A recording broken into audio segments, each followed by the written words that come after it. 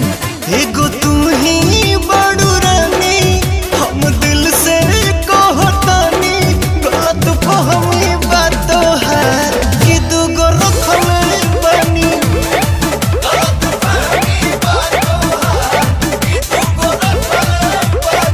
मान जाना झूठो के कला कइले बड़े कला कले वाले रो नहीं के बुझत का। कौन गाड़ी चलावतानी ऐसे कैसे रो रखते देखतानी। लड़ा दी फोन उठाओ के खाली कौन इतना का खिसियातानी।